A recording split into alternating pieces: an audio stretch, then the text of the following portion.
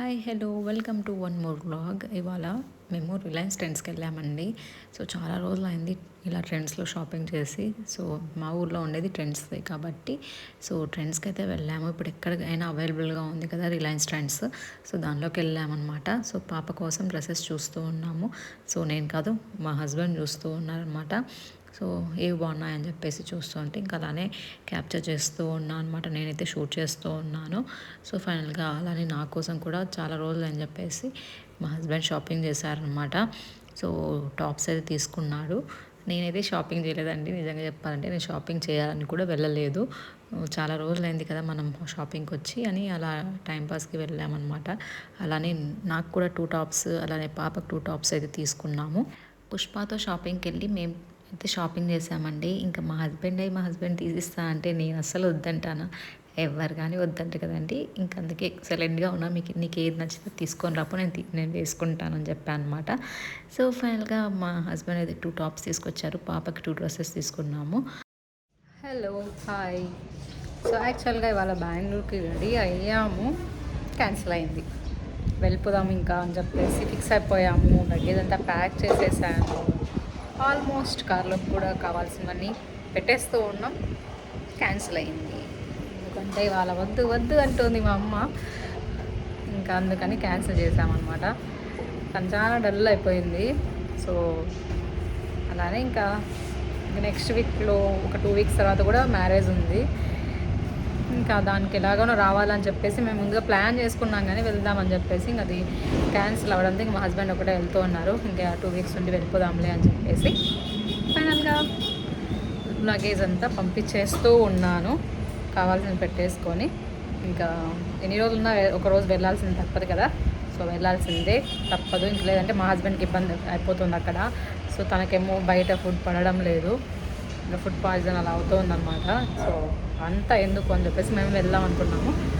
Ready కూడా అయిపోయాము. Last మూమెంట్లో క్యాన్సిల్ అయిందండి. అదైతే కంటిన్యూ అవుతుంది. చూస్తూ ఉన్నాను, ఈ లగేజ్ చూస్తున్నారు, తీసుకొని వచ్చి పెట్టేస్తూ ఉన్నారు అన్నమాట. కావాల్సినవి మెయిన్ అన్నీ పంపించేస్తూ ఉన్నాము. కావాల్సినవి మాత్రం పెట్టుకొని.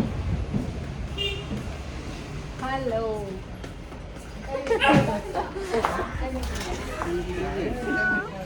నువ్వు వెళ్తావా బెంగళూరుకి? కాలిపా. నువ్వు వెళ్తావా? ఇదేమో కార్లో వెళ్ళడానికి రెడీగా ఉంది. నానంతా ప్యాక్ చేసి లగేజ్ అంతా పెడుతూ ఉంటే వెళ్ళాలని గుంజుకుంటూ ఉందన్నమాట. అవి హాయ్ నాన్న, కార్లో పోవాలా నువ్వు? కార్లో పోవాలా? కార్లో పోవాలా? కార్లో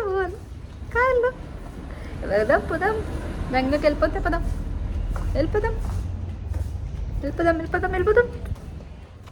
ఆల్మోస్ట్ అంతా ప్యాక్ చేసేసాను ముందుగానే అనుకున్నాం కాబట్టి ఇంకా ఆ రోజు వద్దు అంటూ అంటే ఇంకా మేము కూడా స్టాప్ అయిపోయాం. యాక్చువల్గా ఏంటంటే మా మ్యారేజ్ డే ఉంది అండి. మ్యారేజ్ డే వెళ్ళాలి కదా అని చెప్పేసి ప్లాన్ చేసుకున్నాము. ఎక్కడికైనా రిసార్ట్కి అలా వెళ్దాము అని చెప్పేసి.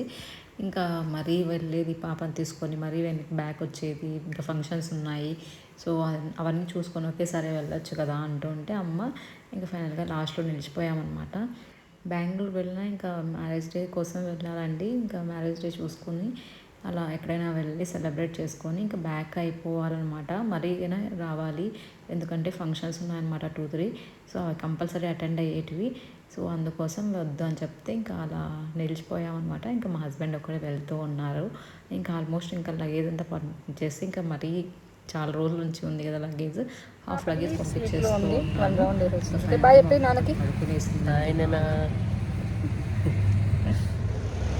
పాప ఫుల్ డీప్ స్లీప్లో ఒక రౌండ్ అలా వెళ్ళొచ్చాం.